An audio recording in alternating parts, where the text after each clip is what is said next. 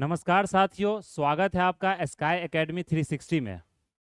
तो कैसे हैं आप लोग? आशा करता हूं अच्छे होंगे। प्रिपरेशन आप लोग का चल रहा होगा। आप जानते हैं कि बीपीएससी का और जो सीजीएल का भी एग्ज़ाम आपको अनाउंस हो चुका है, जो कि अगस्त में ही है, और बीपीएससी का देखें तो 10 सितंबर से शुरू है।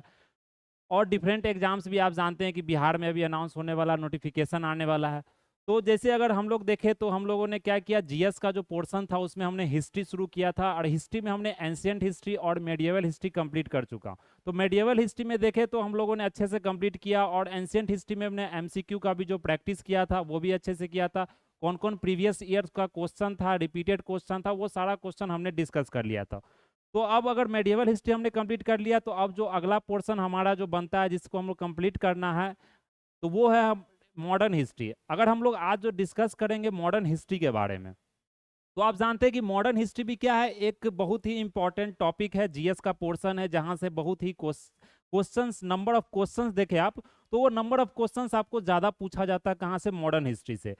तो अगर मॉडर्न हिस्ट्री की हम लोग बात करें तो आप जानते हैं कि जो मुगल्स डायनेस्टी था, जब हम औरंगजेब की मृत्यु के बाद का जो जो टेन्योर की बात करते हैं, जो मतलब 1707, आप जानते हैं उस समय औरंगजेब का डेथ हुआ था। उसके बाद अगर देखें तो जो लेटर मुगल्स था, जिसे मुगल्स हम लोग लेटर मुगल्स कहते हैं, क्योंकि वो एक वीक सक्सेसर था। उसने अच्छे से क्या किया था, जिस तरीके से जो मुगल डायनेस्टी के जितने भी रूलर थे, उसने जिस तरीके से पूरे इंडिया पर उसने राज किया, पूरा इंडिया को उसने गवर्न किया, उस तरीके से लेटर मुगल्स उसको कर नहीं पा रहे थे। उसी के उसी के चक्कर में क्या हुआ कि अगर लेटर मुगल्स ने जो वो अच्छे से काम नहीं कर पाया, तो ब्रिटिश ने क्या किया उस समय, आपको एक मतलब बोल सकते हैं कि ब्रिटिश ने क्या किया उस समय, ब्रिटिश का आगमन हुआ, अगर आप बोल सकते हैं। तो जैसे आप देखेंगे तो थॉमस रो या विलियम हॉकिंस, तो उसका जो आगमन हुआ था वो जहांगीर के कोर्ट में हुआ था, लेकिन वो उस तरह से एक ट्रेडिंग सेंटर के रूप में, एक ट्रेडिंग के रूप में, एक व्यापार के रूप में वो लोग यहाँ आए थे यूरोपियन कंट्री से, और यहाँ व्यापार करते थे। लेकिन जैसे अगर लेटर मुगल्स के टेन्योर की बात करें, तो उसमें उसने क्या किया, पॉलिटिकल एनेक्सेशन, टेरिटरी पर कब्जा करने लगा। डिफरेंट डिफरेंट जो मतलब डायनेस्टी था, जो स्मॉल स्मॉल डायनेस्टी था, चाहे हैदराबाद हो, चाहे मतलब बंगाल हो, मैसूर हो, तो वो सारों को उसने क्या किया, एक एक करके कब्जा करने लगा डिफरेंट पॉलिसी के साथ। तो वही चीज हम लोग आज यहाँ पर समझेंगे मॉडर्न हिस्ट्री के अंदर।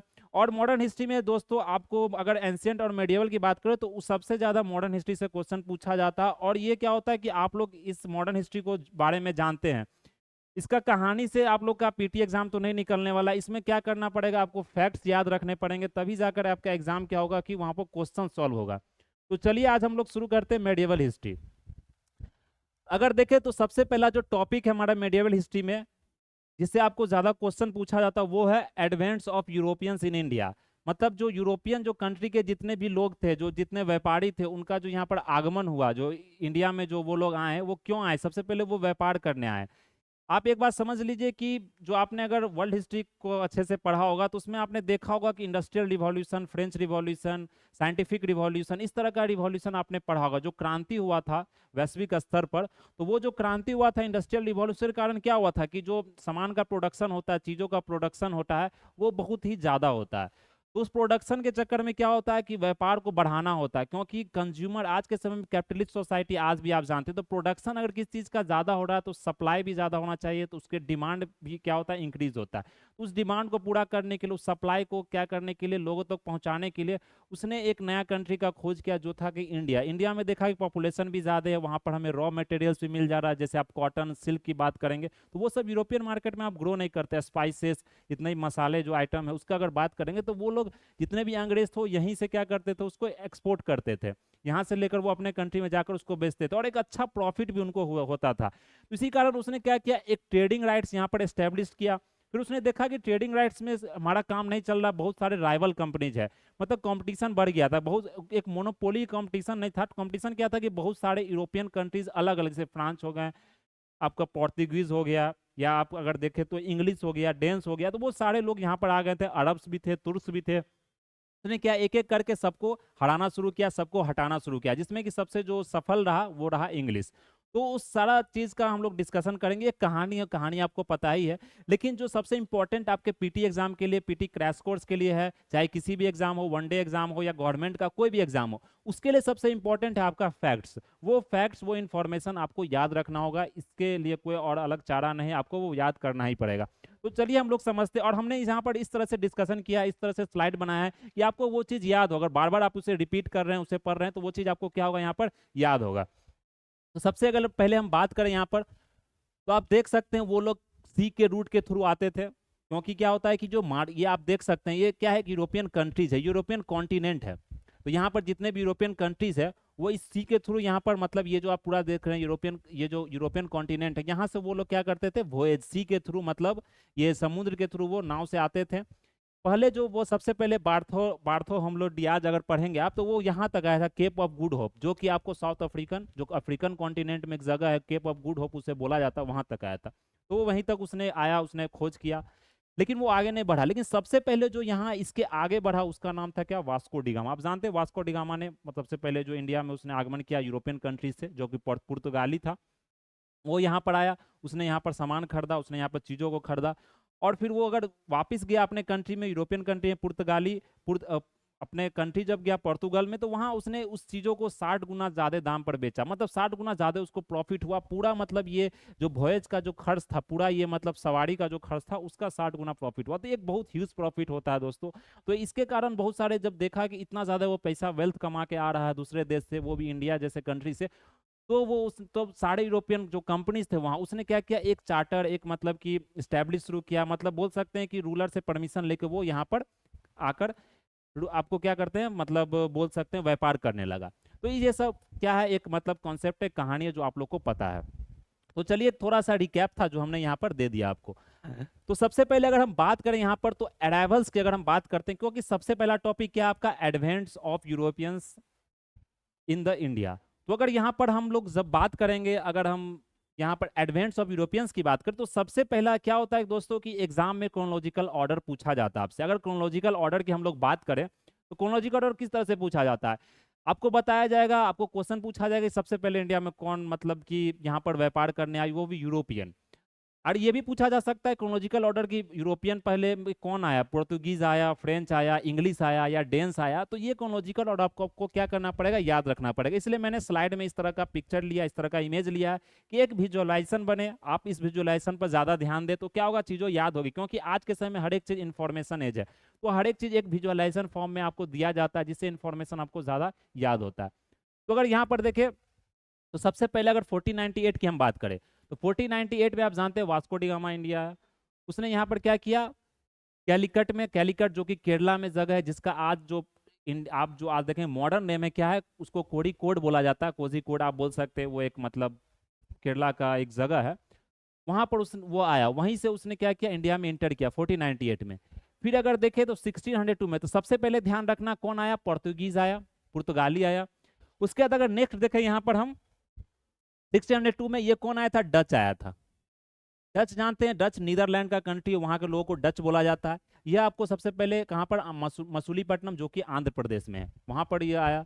फिर उसके बाद देखें तो सूरत, ब्रिटिश इन सूरत, सबसे उसके बाद कौन आया, 1608 में ब्रिटिश आया, जो कि सूरत गुजरात में सबसे पहला। जो अगर ब्रिटिश की बात करें तो उसने सबसे पहले फैक्ट्री भी सेटअप किया, कहाँ पर, सूरत में। आप जानते हैं फैक्ट्री दोस्तों, अगर हम बात करें तो फैक्ट्री कुछ इस तरह का, मतलब कि एक फैक्ट्री नहीं होता था कि वहां पर कोई चीज बनाया जा रहा है। फैक्ट्री का मतलब क्या होता है, कोई चीज प्रोडक्शन हो रहा है वहां पर, वो मैन्युफैक्चर एक यूनिट होता था, वो नहीं था। वो जो फैक्ट्री था एक स्टोर वेयर हाउस का, जैसे गोदाम आप बोलते हैं, जहाँ पर सामानों को स्टोर किया जाता है, चीजों को स्टोर किया जाता है, वो चीज फैक्ट्री कहलाता था ब्रिटिश के समय में। तो ये चीज आपको यहाँ पर ध्यान रखना है। फिर नेक्स्ट जो आया ब्रिटिश के बाद, वो कौन था, डेंस आया, जो 1616 में आया। तो ये क्रोनोलॉजिकल याद रखना आपको। फिर उसके बाद कौन सा आया, फ्रेंच आया, जो कि पौंडीचेरी में आया, तमिलनाडु में आया, थैंक यू बार, यहाँ पे इसने फैक्ट्री एस्टेब्लिश किया। फ्रेंच कहाँ, पौंडीचेरी में आया, यहाँ पे इसने फैक्ट्री एस्टेब्लिश किया। और यहीं पर देखेंगे फ्रेंच कल्चर भी आपको पुडुचेरी में ज़्यादा डेवलप है। आज के समय जो पौंडीचेरी का जो नाम है वो क्या है, पुडुचेरी है। तो ये चीज़ आपने समझ लिया। फिर अगर देखें तो यहाँ पर जो कमेंसमेंट की अगर हम बात करें, formal British rule, win of the battle of Plassey, तो मेनली जो यहाँ बताया जा रहा है कि प्लासी का जो युद्ध हुआ था दोस्तों, हम लोग आगे बात करेंगे प्लासी युद्ध के बारे में डिटेल में। वक्त इंपॉर्टेंट है, आपको डेट याद रखना होता है, और कौन कौन से इसमें इन्वॉल्व थे लोग, वो चीज़ आपको याद रखना होता है। तो अगर प्लासी की हम बात करें यहाँ पर, तो commencement of formal British rule यहाँ से शुरू हुआ था बैटल ऑफ प्लासी से। उसके बाद ब्रिटिश ने एक ऐसा कब्जा कर लिया था पूरे इंडिया पर, क्योंकि नॉर्थ इंडिया में अगर देखें बंगाल, बिहार, उड़ीसा रीजन, वो एक ऐसा रीजन था जो फ्लरिश रीजन था, व्यापार सबसे ज्यादा वहां से होता था। वहाँ कृषि, एग्रीकल्चर, आप देख सकते हैं एग्रीकल्चर बहुत ज़्यादा था, वहाँ पर क्रॉप प्रोडक्शन होता था, तो ब्रिटिश को ज़्यादा फायदा हुआ। जो रॉ मटेरियल का जो चीज़ें होता था वो सारा चीज़ एक्सपोर्ट आपको सेम उसी रीजन से होता था। इसलिए आपको बैटल ऑफ प्लासी बहुत इंपॉर्टेंट है, वो हम लोग आगे बात करेंगे। तो ये क्रोनोलॉजी ऑर्डर सबसे पहला इसमें ध्यान रखने वाली बात है, याद करना है, जो आपको एग्जाम में पूछा जाता है दोस्तों, वो है आपको क्रोनोलॉजिकल ऑर्डर की सबसे पहले कौन आया, तो ये याद रखना आपको पोर्तुगीज आया। सेकंड नंबर पर कौन आया आपको, डच आया। थर्ड नंबर पर कौन आया, इंग्लिश आया। फोर्थ नंबर पर डेंस आया और फिफ्थ नंबर पर फ्रेंच आया। अगर हम पोर्तुगीज की बात करें तो बोला बताया था पोर्तुगीज की first to come last to go, ये सबसे पहले इंडिया में आया पोर्तुगीज जो यूरोपियंस था, और सबसे लास्ट में गया। हम अगर बात करेंगे तो ये मतलब 1961 की अगर बात करें तो उस समय कुछ ऑपरेशन चलाया गया था इंडियन गवर्नमेंट के द्वारा, वो आप लोग बताएंगे कौन ऑपरेशन था। उसमें पोर्तुगीज को क्या किया, यहाँ से हटाया गया, मतलब पोर्तुगीज से देश को आजाद कराया गया। तो ये पोर्तुगीज उस समय गए थे। First to low last to come, ये चीज आपको यहाँ पर ध्यान रखना है दोस्तों। तो ये हमारा था इस स्लाइड का जो एक्सप्लेनेशन था, वो हमने यहाँ पर डिस्कस कर दिया। तो हम लोग आगे बढ़े यहाँ पर, तो स्लाइड आपको विजिबल होगा अच्छे से।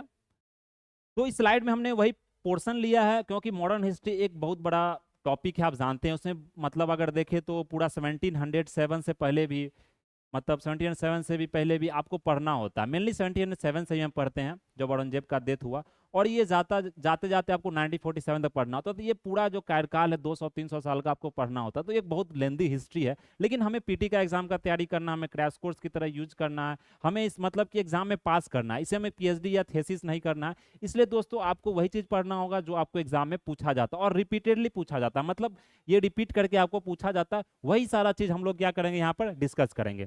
तो सबसे अगर हम पहले बात करें यहाँ पर ब्लू वाटर पॉलिसी की, तो आप जानते हैं कि पोर्तुगीज सबसे पहला आया। तो सबसे पहले जो ब्लू वाटर पॉलिसी यहाँ पर बनाया, ब्लू वाटर पॉलिसी, इसको कार्जे सिस्टम भी बोला जाता है, ये किसके द्वारा बनाया गया था ब्लू वाटर पॉलिसी की अगर हम बात करें यहाँ पर, ये बनाया गया था फ्रांसिस्को डी अल्मीडा के द्वारा। तो नाम का अगर ये लास्ट भी आप याद रखेंगे अल्मीडा तो याद हो जाएगा, नहीं तो फिर वे अच्छा नाम है, इसको याद कर सकते हैं, कोई भारी नाम नहीं, इससे ज्यादा नाम आप याद करते हैं। तो फ्रांसिस्को डी अल्मीडा, आपको ये चीज याद रखना। तो जो अल्मीडा था वो क्या था, वो फर्स्ट पोर्तुगीज गवर्नर था, फर्स्ट गवर्नर था पुर्तगाल का, पुर्तगाल मतलब पोर्तुगीज जो इंडिया में जो रूल किया उसका पहला गवर्नर था फ्रांसिस्को डी अल्मीडा। अगर वास्को डी गामा की हम बात करें तो ये कब कैलिकट में अराइव हुआ था, जिसे हम कोझिकोड मतलब मेनली जो केरला रीजन में है, वो 1498 में। तो ये डेट आपको यहाँ पर ध्यान रखना, वास्को डी गामा द्वारा। फिर Vasco da Gama was welcomed at Calicut by, किसके द्वारा ये वेलकम किया था, जैमुडीन, जो वहां का एक ट्रेडर था, जैमुडीन रूलर था, उसके द्वारा यह क्या किया था, वेलकम किया गया था कि आओ यहाँ पर व्यापार करो। The first Portuguese viceroy in India was, हमने बोला ना वाइसराय, जिसे वाइसराय या गवर्नर भी आप बोल सकते हैं, गवर्नर जनरल। हम आगे देखेंगे किस तरह से नाम चेंज हुआ, लिस्ट ऑफ जो गवर्नर जनरल की हम बात करेंगे दोस्तों, तो उसमें इस चीज को हम देखेंगे। तो फर्स्ट पोर्तुगीज जो वाइसराय थे वो कौन थे वहां पर, फ्रांसिस्को डी अल्मीडा। कौन थे, फ्रांसिस्को डी अल्मीडा। तो ये चीज आपको यहाँ पर ध्यान रखना, फ्रांसिस्को डी अल्मीडा के बारे में। फिर अगर मैच यहाँ पर हम एक मैच द फ्लोइंग टाइप हमने यहाँ पर लिया स्लाइड में, अगर हम बात करें तो आप देख सकते हैं वोएजर्स और कंट्री। वोएजर्स मीन्स क्या होता है, जो मतलब कि वोएजर उसको कहा जाता है जो शिप के थ्रू, मतलब जो सी के थ्रू ट्रेवल करता है किसी भी अदर कंट्री में, किसी भी पर्पस के लिए, चाहे वो इकोनॉमिक पर्पस हो या किसी भी तरह का पर्पस के लिए वो करता है, तो उसको वोएजर्स बोला जाता है। और कौन कंट्री से याद है, ये इंपॉर्टेंट क्या होता है, कभी कभी एग्जाम में आपसे मैच द फॉलोइंग टाइप ही पूछ दिया जाता है, या वन लाइनर ही पूछ दिया जाता है। अगर आप देखें सीजीएल का क्वेश्चन भी देख ले, तो अभी जानते हैं जीएस का पोर्सन उसमें पूछा जाता है। तो जीएस पोर्शन में आप जानते हैं 25 क्वेश्चंस होते हैं, इसमें 50 मार्क्स का, तो उसमें इस तरह का क्वेश्चन भी आपसे एक्सपेक्ट किया जा सकता है, ये पूछा जा सकता है। तो वोएजर्स और कंट्रीज की अगर बात करें यहाँ पर, वास्को डी गामा, तो ये वास्को डी गामा कौन से देश से था, कौन से देश से आया था, पोर्तुगल, जो हमने भी चर्चा किया। फिर क्रिस्टोफर कोलंबस की बात करें, जो कि बोला बताया जाता है इसने अमेरिका की खोज की, ये कौन था, ये स्पेन से आया था। ये कंट्री का नाम याद रखना आपको कहाँ से आया था। फिर कैप्टन कुक की बात करें, ये ग्रेट ब्रिटेन से आया था, यूके से आया था। फिर तास्मान की बात करें, ये हॉलैंड से आया था। तो ये चीज आपको यहाँ पर वोएजर्स और कंट्री याद रखना। फिर अगर नेक्स्ट देखें, the real founder of Portuguese power in India is, real founder कौन है, अल्बुकर्क बोला जाता है। ये सेकंड कौन था, अल्बुकर्क, ये सेकंड वाइसरॉय था, Portuguese second viceroy, second viceroy था ये। पोर्तुगीज जो वाइसरॉय है, हमने फर्स्ट क्या देखा, फ्रांसिस्को डी अल्मीडा, उसी तरह से इसका नाम था अल्बुकर्क। तो ये नाम याद रखना, पूरा नाम आपके लिए इंपॉर्टेंट नहीं है। फिर अगर नेक्स्ट हम लोग देखें दोस्तों, Portuguese build their first fortress in, fortress आप जानते हैं जो किला का एक होता था कि जैसे आपने फैक्ट्री सेटअप किया तो एक आप किला आपको डेवलप करना पड़ता था। फोर्ट्रेस मींस क्या होता है, किला डेवलप करना पड़ता था। उस किले में क्या होता था, आपको तोप बंदूक सेना उना को पूरा रखना पड़ता था, क्योंकि किसी तरह से बाहरी आक्रमण न हो। क्योंकि आप एक फैक्ट्री सेटअप कर रहे हैं, एक वेज हाउस स्टोर हाउस बना रहे हैं, तो कभी क्या हो सकता है, लूटपाट हो सकता है। क्योंकि उस समय जानते हैं युद्ध का समय था, कोई भी युद्ध करके आपसे सामान छीन सकता, कोई भी राइवल कंपनीज है, राइवल मतलब यूरोपियंस है, तो इसलिए एक फोर्ट्रेस डेवलप किया जाता था। तो फर्स्ट फोर्ट्रेस जो डेवलप किया था वो कोचीन में डेवलप किया था। कोचीन जानते हैं तमिलनाडु रीजन में, कोचीन में डेवलप किया गया था। The first Europeans to come to the India for trade were Portuguese. तो ये पोर्तुगीज के बारे में दोस्तों ये आपको यहाँ पर ध्यान रखना है। तो ये ज़्यादा रॉकेट साइंस नहीं कि आपको हर एक चीज़ समझाना पड़े। आप जानते हैं कि जो कंसेप्चुअल है वो आप जानते ही हैं। हम यहाँ पर फैक्ट को डिस्कस कर रहे हैं, रिवाइज कर रहे हैं, पीटी क्रैश कोर्स है, तो आपको ये चीज़ समझना पड़ेगा, लेक्चर को रिविजिट करना पड़ेगा, बार बार देखना पड़ेगा, चीज़ों को समझना पड़ेगा और इसे मतलब याद रखना पड़ेगा। बिना याद किए हुए हिस्ट्री आप मतलब सही टिक नहीं कर सकते। ये हिस्ट्री का एक अपना मतलब मेरिट है, इसे आप जो भी बोलिए। The first Europeans to set up sea trade centers in the India were the Portuguese। इसने क्या किया था, sea trade centers भी क्या किया था, सेटअप किया था। अगर हम यहाँ पर फैक्ट्रीज की बात करें तो बताया जाता Bandel, Chinsurah, Hooghly and Shrirampur which were established by Portuguese. तो पोर्तुगीज के द्वारा इसमें से कौन सा फैक्ट्री एस्टेब्लिश किया गया था, तो हुगली और चिंसुरा, आप जानते हैं ये मतलब वेस्ट बंगाल का रीजन है, वहां पर फैक्ट्री सेटअप किया गया था। फिर अगर नेक्स्ट देखें दोस्तों, the first European power to occupy Pondicherry were the Portuguese. सबसे पहले जो ऑक्युपाई किया गया पुडुचेरी को, वो किसके द्वारा किया गया था, पोर्तुगीज के द्वारा। फिर नेक्स्ट है दोस्तों, देखिए सब इन्फॉर्मेशन आपको लग रहा है एक ही है ना, इसमें अलग अलग इन्फॉर्मेशन आपको दिया जा रहा है, अलग अलग फैक्ट्स है, तो यहाँ पर कंफ्यूज नहीं होना दोस्तों। तो Hooghly was used as a base for piracy in the Bay of Bengal by Portuguese. तो पोर्तुगीज का एक ये भी डिमेरिट था, एक मतलब बोल सकते लिमिटेशन था कि वो मतलब पायरेसी पर ज्यादा डिपेंड था। पायरेसी ट्रेड तो करता ही था, चोरी भी करता था। पायरेसी में क्या होता है, लूट पाट करना, जैसे कोई सामान जा रहा है उसको आप लूट के हासिल कर लिए, चोरी कर ली, उसको पायरेसी बोला जाता है। तो पायरेट्स जानते हैं, जैसे सी पायरेट्स होता है, सोमालियन पायरेट्स आपने सुना ही होगा, उस तरह से बहुत सारा मूवी भी हॉलीवुड में बनाया जाता है। The English opened their first factory in South India at Masulipatnam. सबसे पहले जो ब्रिटिश ने यहाँ पर फैक्ट्री सेटअप किया वो मसूलीपट्टनम में किया, जो कि साउथ इंडिया में आप सभी लोग जानते हैं। In eastern India the English company opened the first factory इन ओडिशा। तो ये आपको अगर पूछा जाएगा कि साउथ इंडिया में सबसे पहले ब्रिटिश ने कहाँ पर फैक्ट्री सेटअप किया था, इंग्लिश यहाँ पर ब्रिटिश को डिनोट करता है दोस्तों, ये कंफ्यूज आपको नहीं होना है। इंग्लिश जो ये ब्रिटिशर्स को बोला जाता है। तो कहीं कहीं आपको इंग्लिश बहुत बताया जाए, कहीं ब्रिटिशर्स बताया जाए, कहीं ईस्ट इंडिया कंपनी तो बताया जाएगा, तो ये नाम इंटरचेंजेबली आपको यूज किया जाता है दोस्तों। तो ये चीज आपको यहाँ पर कंफ्यूज नहीं होना। तो अगर हम इंग्लिश की बात करें तो इसने सबसे पहला जो फैक्ट्री साउथ इंडिया में एस्टेब्लिश किया था वो कहाँ किया था, मसूलीपट्टनम में किया था। और जो ईस्टर्न इंडिया में सबसे पहला फैक्ट्री इसने एस्टेब्लिश किया था वो उड़ीसा में किया था 1633 में। इस तरह का क्वेश्चन आपके बीपीएससी पीटी में क्या होता है, पूछा जाता है दोस्तों। फिर हम लोग नेक्स्ट यहाँ पर आगे बढ़े तो देख सकते हैं पोर्तुगीज का क्या मतलब, किस तरह का उस समय लुक था, क्या मतलब कहाँ पर उसने किस तरह से वो रूल करता था। तो मैंने क्या क्या पिक्चर भी लिया है, कम से कम आपको क्या एक बोरिंग नहीं महसूस हो, आप इस चीज को देख के आप समझ सकते हैं अच्छे से। Under the leadership of duplex, duplex जानते हैं एक फ्रेंच गवर्नर था कि बहुत ही इंपॉर्टेंट, उसे महान गवर्नर माना जाता है कि वो उसने लड़ाई को कभी हारा नहीं था, वो लड़ाई में हरदम जीतता था। उसका एक मतलब अपना एक अलग स्ट्रेटजी होता था, इसलिए उसको नाम इसका याद रखा जाता है। तो एक फ्रेंच गवर्नर था डुप्लेक्स, इसने क्या किया था, मद्रास को ऑक्युपाई किया था। इसने क्या किया था यहाँ पर, अगर यहाँ पर हम देखें तो इसने क्या किया था, यहाँ पर मद्रास को ऑक्युपाई किया था 1746 में। The first to start a joint stock company to trade with India were Dutch. Dutch एक ऐसा कंपनी था जो कि ज्वाइंट स्टॉक कंपनी आप जानते हैं क्या होता है, ज्वाइंट स्टॉक मतलब एक दो कंपनी के साथ मिलकर एक ज्वाइंट स्टॉक आपको कंपनी शुरू करना पड़ता है। जब कोई कंपनी गिरने लगती है या किसी तरह का शेयर, तो एक ज्वाइंट स्टॉक आपको डेवलप किया जाता है। तो उसी तरह से ज्वाइंट स्टॉक कंपनी आपको शुरू किया गया था डच के द्वारा, इंडिया में मिलकर वो। फिर Dutch established their trading centre in India, the places were, कौन सा प्लेसेज में उसने एस्टेब्लिश किया था ट्रेडिंग सेंटर, जिसे फैक्ट्री भी आप बोल सकते हैं, नागापट्टिनम, चिंसुरा, मछलीपट्टनम, सूरत, भरूच, आगरा, कोचीन, अहमदाबाद एंड पटना। तो दोस्तों ये जो पटना रीजन है ना, आपको ये पूछा गया था एग्जाम में। अगर बीपीएससी के एग्जाम की बात करें तो 68 या 69 का क्वेश्चन आप देख लेंगे, तो उसमें इस तरह से डच का बार बार रिपीट किया था। 1632 या 1633 डेट होगा, आप कंफर्म कर लीजिएगा। तो उस समय पटना में डच द्वारा फैक्ट्री सेटअप किया गया था, ये चीज आपसे पूछा गया था, ये चीज आपको ध्यान रखना है।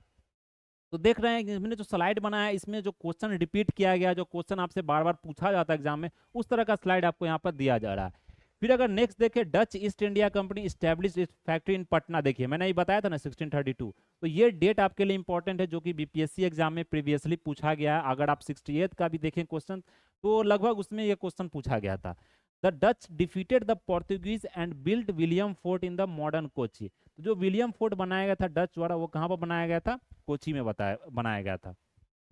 फिर अगर यहाँ पर देखें, अल्फोंसो डी अल्बुकर्क, हमने बात किया था ना फ्रांसिस्को डी अल्मेडा, वो फर्स्ट पोर्तुगीज वाइसराय था। ये सेकंड पोर्तुगीज वाइसराय का नाम क्या था? Alfonso de Albuquerque. तो ये आपको पूरा नाम याद नहीं रखना, आप अल्बुकर्क भी नाम याद रखते हैं तो आपको दिक्कतें नहीं, आप मतलब क्वेश्चन टिक कर सकते हैं। इसने क्या किया था? कैप्चर किया था गोवा को, कहाँ से? बीजापुर सुल्तानात से। तो ये चीज आपको यहाँ पर रखना, बीजापुर सुल्तानेत से इसने क्या किया था? गोवा को कैप्चर किया था। फिर अगर नेक्स्ट हम लोग आगे बढ़े, नेक्स्ट क्या है आपका? The English East India company, जिसे कि अगर बोले तो ईआईसी बोला जाता है, जो ब्रिटिश का यह कंपनी था, English East India company.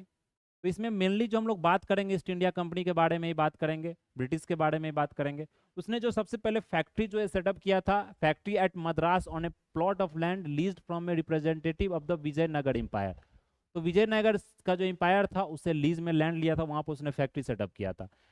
The secret of success of East India company क्या था? कि absence of nationalism in India. आप जानते हैं उस समय राष्ट्रवाद, जो आज के समय आप देखते हैं, जो भारत का जो स्वतंत्रता का सबसे बड़ा जो बताया जाता है रीजन है, जो सबसे बड़ा जो रीजन है, वो क्या है? एक नेशनलिज्म। आप 1857 की क्रांति देखेंगे, जो रिवोल्ट देखेंगे 57, उसमें क्या था? सबसे बड़ा जो एक लूप होल था, लिमिटेशन क्या था? एक नेशनलिज्म नहीं था लोगों में, मतलब जो राष्ट्रवाद का जो एक भावना होता है, वो मतलब फीलिंग नहीं था लोगों में। उसके कारण क्या होता कि नॉर्थ के कुछ ही स्टेट के लोग और सब सारे सामाजिक लोग नहीं थे, मतलब कि जो भी थे सारे मतलब कि सेक्शंस ऑफ सोसाइटी के लोग नहीं थे, उसने पार्टिसिपेट किया था। तो वो नेशनलिज्म का फीलिंग जो आप बोल सकते हो, वो अंग्रेज के लिए एक बहुत ही बड़ा तलवार था। वो उस फीलिंग को क्या करना चाहता? तोड़ना चाहता। इसलिए आप देखेंगे डिवाइड एंड रूल का पॉलिसी, मतलब विभाजन करो और फूट करो और राज डालो, इस तरह का उसका एक पॉलिसी था ब्रिटिश का। तो वो कभी नेशनलिज्म को ग्रो करने नहीं दिया। आप देखेंगे 1905 का अगर हम देखें जो विभाजन था, जो बंगाल का विभाजन असम के स्टेट से देखेंगे, वो भी उसी तरह का विभाजन था। उसी तरह से जो देश आजाद हुआ उसके बाद जो डिवाइड एंड रूल किया गया पाकिस्तान इंडिया का। इसलिए नेशनलिज्म की अगर बात करें तो वो एक राष्ट्रवाद सबसे बड़ा क्या था उस समय? एक राष्ट्रवाद का जो फीलिंग था, जो पूरा एक जो नेशनलिज्म का फीलिंग होता, वो फीलिंग एब्सेंस था। वही ये ब्रिटिश का एक सीक्रेट था सक्सेस का कारण, ईस्ट इंडिया कंपनी का। फिर अगर देखें तो company army received western training and they had modern arms. तो और क्या था कि जो वेस्टर्न ट्रेनिंग भी दिया जाता था, जो कंपनी का जो आर्मीज था, जो ब्रिटिश इंडियन सोल्जर्स था। फिर इंडियन सोल्जर्स की अगर बात करें तो उसे भी वो क्या करता था? मतलब भर्ती करता था, उसे भी वो रखता था और उसे पेड भी करता था सफिशियंट, जो कि उसके सर्विस में मतलब काम आए। मतलब जितना जो सैलरी होता था, वो सैलरी उसे अच्छा सैलरी दिया जाता था। तो बहुत सारे जो इंडियंस थे, क्योंकि आप जानते हैं जो पूरा जो इंडियंस मतलब ब्रिटिश सोल्जर्स में, सेना में जितना भर्ती होता है, उसमें आप देखेंगे तो 70-80% इंडियंस ही लोग होते थे। लेकिन वो नेशनलिज्म का फीलिंग नहीं था, इसलिए वो लोग उस चीज़ को नहीं जान पाते थे कि हम लोग अगर हमला भी कर रहे हैं या किसी तरह का कुछ अगर कुछ काम भी कर रहे हैं तो ब्रिटिश के अगेंस्ट नहीं कर रहे हैं, हम लोग क्या कर रहे हैं? इंडियंस के अगेंस्ट कर रहे हैं। ये चीज़ आपको यहाँ पर ध्यान रखना है। फिर नेक्स्ट है the British companies which got the first permitting them to trade in India. सबसे पहला जो चार्टर मिला ब्रिटिश को, वो कौन कंपनीज को मिला? तो ये कंपनी आपके लिए इंपॉर्टेंट है। इस कंपनी का नाम है लेवेंट कंपनी। ये लेवांट कंपनी जो सबसे पहला इसे चार्टर मिला। चार्टर हम लोगों ने बात किया था। चार्टर क्या होता है दोस्तों? कि किसी तरह का एक अंडरस्टैंडिंग, एमओयू जो होता है, साइन होता है, मतलब एक एग्रीमेंट साइन होता है। इससे आपको मतलब 15 साल 20 साल का एक ट्रेडिंग राइट्स मिलता है कि आप जहाँ के यहाँ पर व्यापार कर सकते हैं बिना किसी मतलब कुछ पेमेंट देकर आप व्यापार कर सकते हैं। तो वो चार्टर जो किसको मिला था? पहला लिवेंट कंपनी को मिला था। ये कंपनी आपको यहाँ पर ध्यान रखना है। फिर अगर नेक्स्ट हम लोग बात करें, when the British East India Company was formed in London then the Mughal emperor of India was, कौन था? अकबर। अगर ब्रिटिश इंडिया कंपनी जो इंडिया में नहीं फॉर्म हुआ था, तो ब्रिटिश इंडिया कंपनी जो फॉर्म हुआ था लंदन में, अगर लंदन की हम बात करें यहाँ पर, उस समय जो हमारे देश में, जो इंडिया में जो मुगल एम्परर थे, वो मुगल जो एम्परर थे वो कौन थे? मुगल डायनेस्टी, वो अकबर थे। ये चीज़ आपको यहाँ पर पूछा जाता है एग्जाम में, ध्यान रखना। The English East India company established it's first temporary factory in India during the reign of Mughal emperor. कौन सा मुगल एम्परर था उस समय? जहांगीर था। हम जानते हैं कि जहांगीर के कोर्ट में दो यूरोपियंस, मतलब जो यूरोपियंस विजिटर थे वो दो, कौन से यूरोपियन विजिटर हमने बात किया था मेडिएवल हिस्ट्री में ही, वो कौन थे विजिटर? एक था आपको विलियम हॉकिंस और दूसरा थे सर थॉमस रॉ। तो सर थॉमस रॉ को आपको क्या बोला, उसको उसने एम्बेसडर के रूप में वहां पर रखा कोर्ट में, और उसी समय उसको एक ट्रेडिंग राइट और एक फैक्ट्री सेटअप करने का परमिशन दिया गया था। तो ये चीज आपको ध्यान रखना है। तो फर्स्ट टेम्पररी फैक्ट्री उस समय जहांगीर के समय सेटअप करने का उसको राइट दिया गया था। तो देख रहे हैं दोस्तों, ये थोड़ा सा कनेक्टिविटी आपको मिलता होगा, मेडिएवल आपने पढ़ा होगा तो किस तरह से ट्रेडिंग राइट मिला था। फिर नेक्स्ट अगर देखें, the European trading company which establish its first factory at Surat, कौन था? सबसे पहला फैक्ट्री अगर देखें यूरोपियन कंपनी ने कहाँ शुरू किया था? सबसे पहला फैक्ट्री यूरोपियन कंपनी ने शुरू किया था सूरत में। कहाँ शुरू किया था? सूरत में। अगर हम बात करें सूरत की, तो आप जानते हैं गुजरात में एरिया, किसके द्वारा किया गया था? इंग्लिश द्वारा, ब्रिटिश द्वारा शुरू किया गया था। In the year 1613 the place where the English East India Company was given permission to set up a factory trading post Surat है। तो इस तरह का क्वेश्चन ही पूछा जा सकता है। फिर Bombay was taken over by the English East India company from the Portuguese. आप जानते हैं कि क्या हुआ था, बॉम्बे क्यों लिया गया ईस्ट इंडिया कंपनी द्वारा? इसके पीछे भी एक कहानी है दोस्तों, बहुत इंटरेस्टिंग कहानी है। क्या हुआ था कि जो ब्रिटिश के जो किंग चार्ल्स थे, वहाँ के ब्रिटिश, आप जानते हैं कि लंदन के अभी भी किंग सिस्टम चलता है, वहाँ पर किंग और क्वीन सिस्टम, मोनार्की सिस्टम चलता है, डेमोक्रेसी है लेकिन एक मोनार्की डेमोक्रेसी है। तो उसमें क्या होता था कि जो मोनार्की के जो किंग थे, जो किंग चार्ल्स थे, उनका शादी हुआ था किसके साथ? एक पोर्तुगीज के जो किंग थे उनकी बेटी के साथ, उसका नाम था कैथरीन। जो क्वीन था, उस क्वीन थी, उसका नाम था कैथरीन, उसके साथ शादी हुआ था। उस शादी में आप जानते हैं दहेज प्रथा चलता है, हमारे इस समाज में दहेज प्रथा तो चलता ही है, चाहे कितना भी नियम कानून आ जाए, किसी तरह से आप देखते हैं दहेज प्रथा का चलन तो है ही। बाकी ये गलत चीज़ है। लेकिन अगर आप देखें तो जो विदेश में भी इस तरह का जो प्रचलन है, इस तरह का जो जो कल्चर है वो आपको चलता है। तो जो क्या होता था उस समय, मतलब उसको दिया गया था बॉम्बे को, आप जानते हैं यहाँ का है भी नहीं, मतलब पोर्तुगीज का पूरा कब्जा भी नहीं, फिर भी उसने क्या किया, जो पोर्तुगीज जो था, जो अपनी बेटी का शादी किया था किसके साथ? किंग चार्ल्स के साथ, वो क्या किया कि एक बॉम्बे को डॉरी के, मतलब कि समझते दहेज के रूप में बॉम्बे पूरा गिफ्ट कर दिया। समझ रहे हैं, मतलब अपना है भी ना, उसको आप दे रहे हैं दूसरे को। तो इस तरह से मतलब कि वो किया गया था, तो पोर्तुगीज द्वारा दिया गया था। तो फिर उसने क्या किया किंग चार्ल्स ने, अब उसके लिए कोई काम का चीज है नहीं, अब बॉम्बे में वो रह रहा है इंग्लैंड में, अब वो क्या करेगा दोस्तों?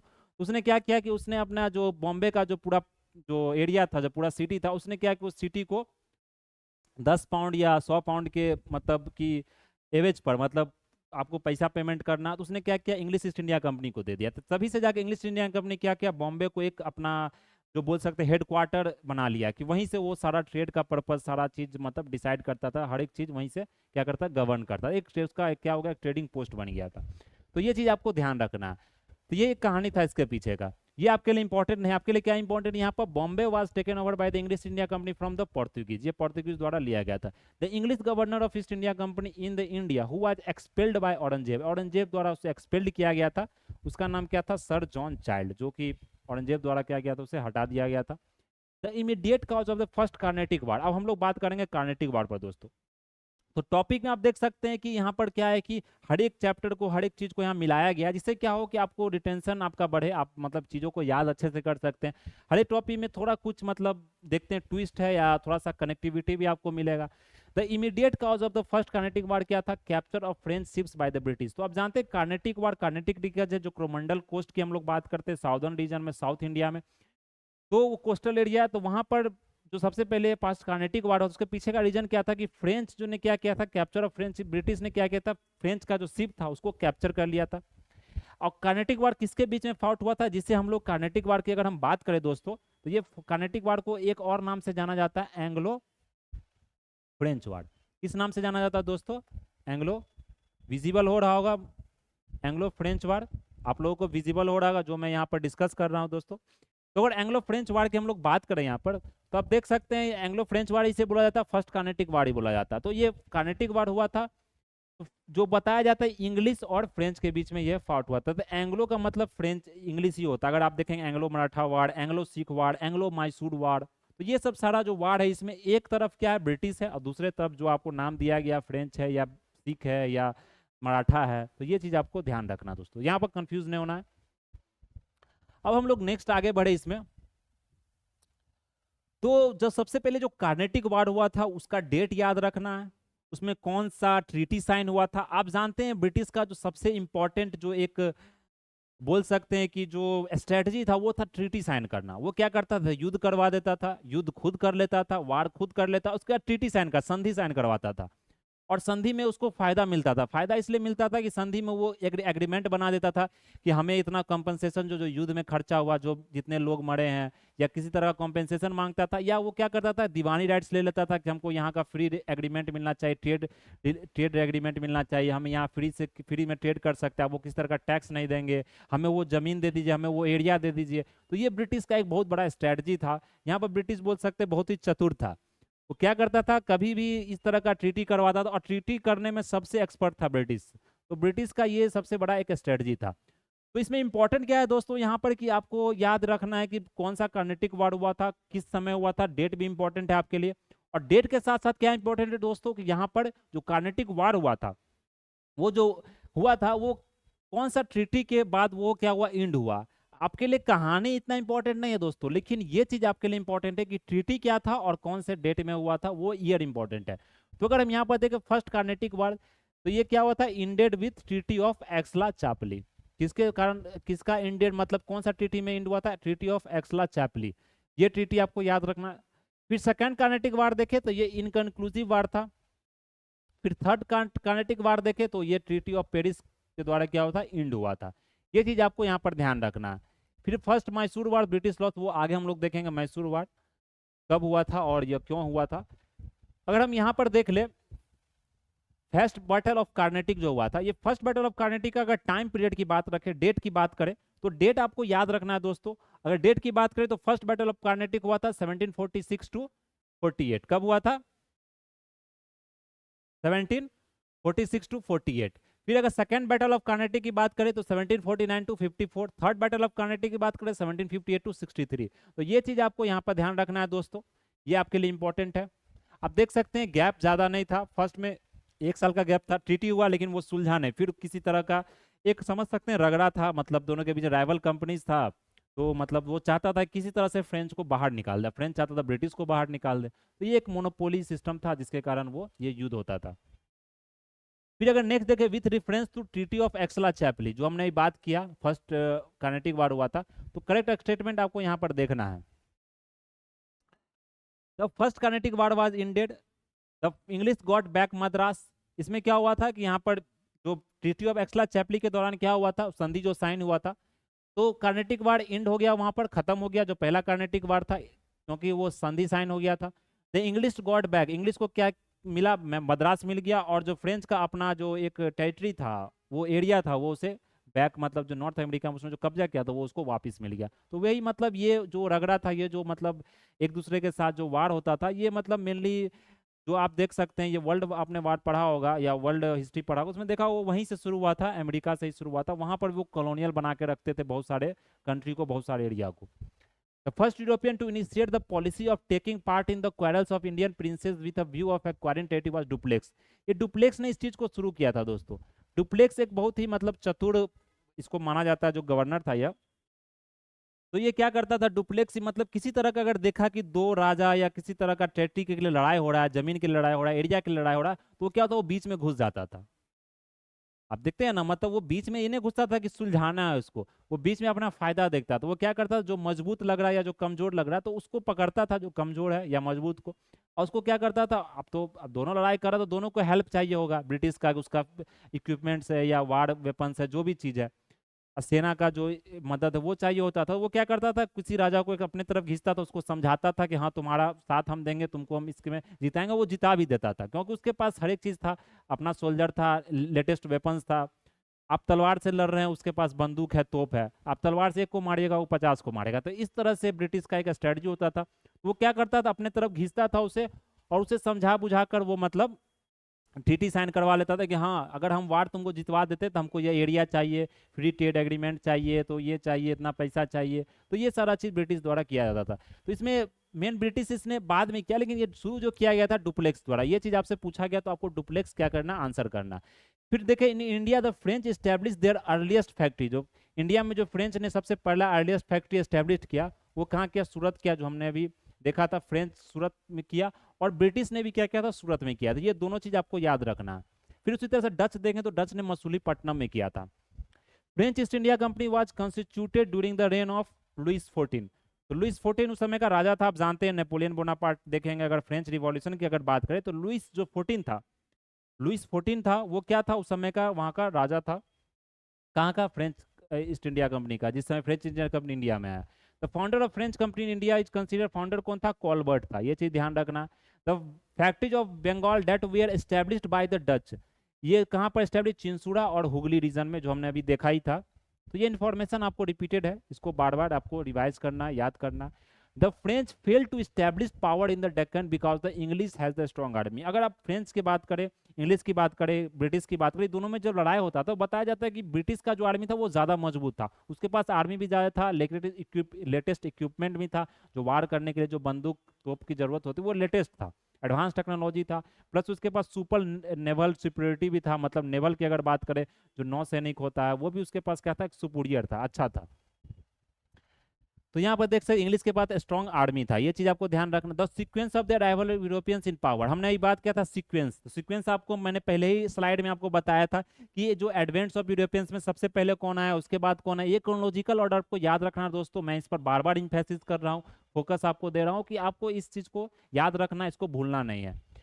तो पहले पोर्तुगीज आया था, हमने देख लिया, डच आया, इंग्लिश आया, उसके बाद बीच में ये नाम यहाँ पर नहीं लिखा, इसके आप डेंस लिख दीजिए, बहुत कम दिन इसने राज किया, मेनली इसका काम ही था प्रोपगेशन, क्रिश्चियनिटी को फैलाना, ये व्यापार करने के मूड से इंडिया में आया ही नहीं था। तो ये चीज आपको ध्यान रखना, हमने बात किया था इस पर। द करेक्टली मैच लिस्ट अगर बात करें तो पौंडीचेरी का जो अपना जो एरिया था वो फ्रेंच के अंदर था, गोवा अगर देखे तो पोर्तुगीज के अंदर था, टैंक्यू बार देखे तो डेनिश, जिसको डेंस कहते हैं, नीदरलैंड से जो आया था। फिर अगर डच की बात करें, डच डेनमार्क का जो एरिया तो डच बोला जाता है, इस ये कहाँ था, सैद्रास, तो इस रीजन में इसका क्या था, अपना मतलब जो हेड क्वार्टर एस्टेब्लिश था। तो ये चीज आपको ध्यान रखना दोस्तों। The region from where Europeans got best soda, saltpetre and opium, तो आप जानते हैं कि इंडिया में साल्ट पीटर का बहुत ज्यादा मतलब कि प्रोडक्शन होता था, तो ब्रिटिश इसका डिमांड रखता है। साल्ट पीटर आपको मेनली बंदूक तोप में यूज किया था, जो ब्रिटिश द्वारा बहुत ही डिमांडेड था। तो ये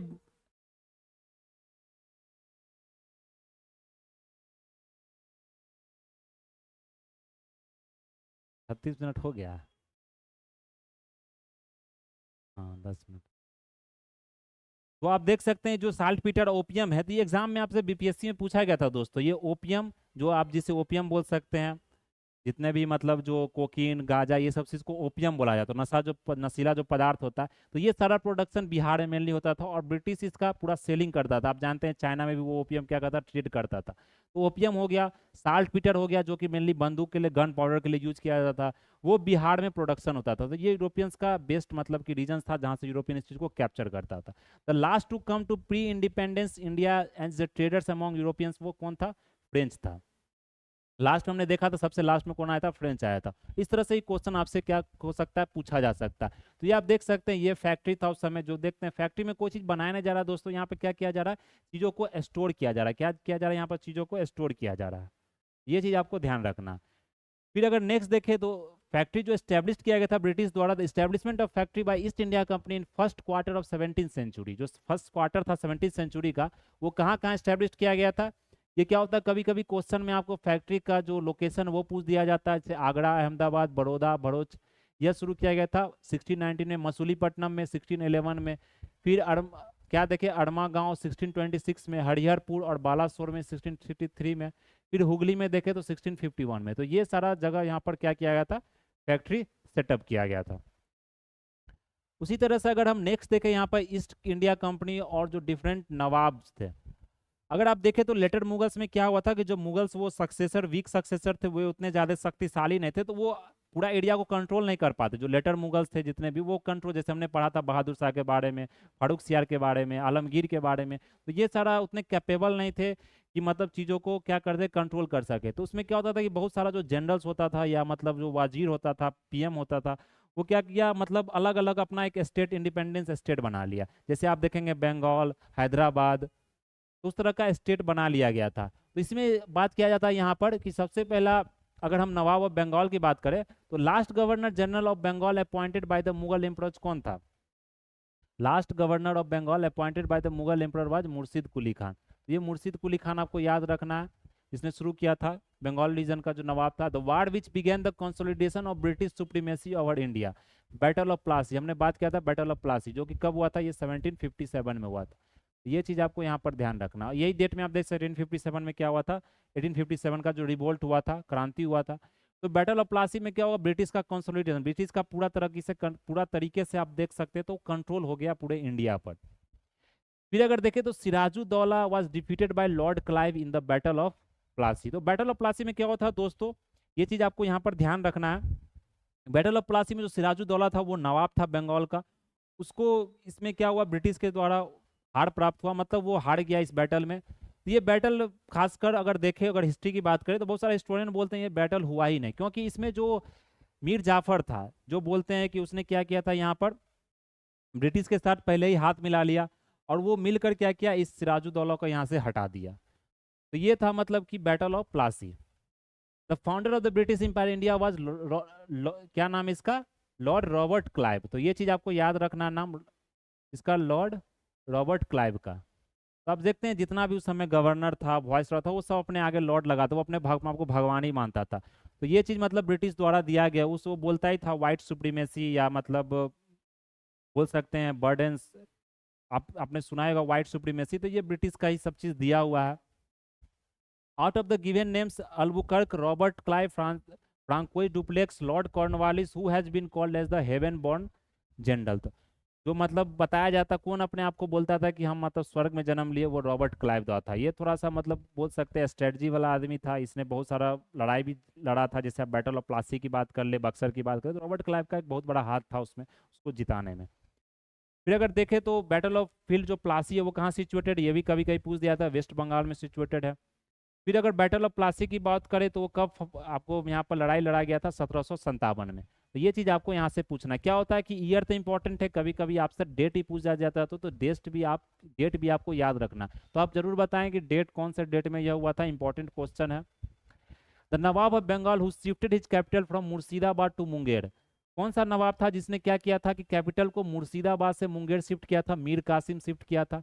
The most decisive battle that led to the establishment of supremacy of the British in India was the Battle of Buxar। ये जो बैटल ऑफ बक्सर हुआ था दोस्तों, ये 1764 में हुआ था। एक बहुत ही डिसीसिव बैटल था। इसमें यह डिसाइड हो गया था कि ब्रिटिश अब क्या करेगा, पूरी तरीके से इंडिया पर कब्जा कर लिया, ब्रिटिश ही अब क्या करेगा, इंडिया को कंट्रोल करेगा, इंडिया को चलाएगा। तो पूरा जो भारत पर जो मतलब कंट्रोल की बात करें तो वो बैटल ऑफ बक्सर से हुआ था, 1764 में हुआ था। इसमें बैटल में क्या थे कि तीन जो रूलर थे, जो मतलब तीन थे, नवाब ऑफ बंगाल, नवाब ऑफ अवध और जो मुगल एम्पायर शाह आलम टू की अगर बात करें तो वो तीनों मिलकर ब्रिटिश के साथ लड़े थे। अगर देख सकते हैं इनका लाखों में आर्मी था, लाखों में सेना था, फिर भी ये ब्रिटिश का 20,000 40,000 आर्मी को ये नहीं हरा पाए। तो ब्रिटिश के पास क्या होता था, एक स्ट्रेटजी होता था, एक मतलब उस समय जो आप एडवांस्ड वेपन की बात करें, जो बंदूक की बात करें, तोप की बात करें, सब ब्रिटिश के पास एडवांस होता था। लेकिन वो राजा, हमारे राजा सब के पास ये चीज़ नहीं होता था, उसके पास उस तरह का एडवांस आर्मी भी नहीं होता था, वो डिसिप्लिन आर्मी नहीं होता था। इसी कारण ब्रिटिश ने क्या, ये बैटल जीत गया। हो सकते हैं तीन राजा मिलकर ही ब्रिटिश को नहीं हरा पाए, तो ब्रिटिश बहुत शक्तिशाली हो गया था उसके समय। जो बैटल ऑफ बक्सर की अगर बात करें तो वहाँ पर कॉन्फिडेंस ब्रिटिश का और ज़्यादा बढ़ गया। The ruler of Delhi at the time of the battle of Buxar was Shah Alam two. तो ये चीज भी आपको क्या करना है, यहाँ पर ध्यान रखना शाह आलम टू के बारे में। फिर when the battle of Buxar was fought, the nawab of Bengal कौन था, मीर जाफर था, जिसको इसके बाद क्या किया गया, नवाब बनाया गया। द मोस्ट डिसीसिव बैटल कौन था, बैटल ऑफ बक्सर था, जो हमने ये बात किया। फिर जो ruler who granted diwani to the East India Company, Shah Alam two था, जो बैटल फाउट करने के बाद जब ये हार गया तो इसने दीवानी राइट दे दिया। दीवानी मीन्स क्या होता है, रिवेन्यू कलेक्शन राइट। ब्रिटिश मतलब बिना परमिशन के भी क्या कर सकता है, टैक्स कलेक्शन कर सकता है और अपने लिए यूज कर सकता है। तो ये चीज़ आपको यहाँ पर ध्यान रखना है। जो हमारा यहाँ पर इंपॉर्टेंट चीज़ था वो हमने यहाँ पर डिस्कस कर लिया। फिर यहाँ पर अगर देख सकते हैं, the diwani rights of Bengal, Bihar, Orissa granted to the, किसको दिया गया था, एम्परर शाह आलम को, किसके समय, लॉर्ड क्लाइव के समय में। ये आप देख सकते हैं शाह आलम ने दीवानी दिया राइट लॉर्ड क्लाइव के समय से। लॉर्ड क्लाइव था जिसने क्या किया, तो गवर्नर जनरल था, उसके समय यह दीवानी राइट साइन किया गया था। तो ये चीज़ हमने यहाँ पर देख लिया। नेक्स्ट का जो क्लास है वो हम लोग अब अगले क्लास में यहाँ पर क्या करेंगे, डिस्कस करेंगे, क्योंकि इसमें बहुत सारा स्लाइड है और जो बैटल ऑफ बक्सर है वहाँ तक हमने आज डिस्कस कर लिया। तो दोस्तों यह पूरा आपको लेक्चर है स्काई अकेडमी 360 पर, वहाँ पर अवेलेबल है, आप जुड़िए हमारे साथ। और देख सकते हैं यहाँ पर हमारा ऑफलाइन बैच भी अभी शुरू होने वाला है, रमना रोड के पास है। और यह ऐप भी आप डाउनलोड कर सकते हैं, स्काई एकेडमी। यहाँ पर आपको तीनों मतलब इंग्लिश माध्यम हिंदी माध्यम दोनों में बैच करवाया जाएगा। और सारा जो गवर्नमेंट एग्जाम्स है, चाहे बीपीएससी हो, दरोगा हो, एसएससी हो, चाहे अभी आप देख सकते हैं लाइब्रेरियन साइंस का भी आने वाला है, तो इस सब का सारा तैयारी आपको यहाँ पर कराया जाता है। हमारे यहाँ पर सारे टीम मौजूद हैं, फैकल्टी जितने भी हैं वो सारे कोर्स में आपको यहाँ पर पढ़ाएंगे, जितने भी कोर्स हैं। तो जुड़िए हमारे साथ। और कैसा लगा यह लेक्चर आप लोग ज़रूर बताइएगा, कमेंट जरूर कीजिएगा और दोस्तों के साथ ज़रूर शेयर कीजिएगा। तो आज के लिए हम लोग इतना ही रहने देते हैं। That's all for today. Thank you. जय हिंद, जय भारत।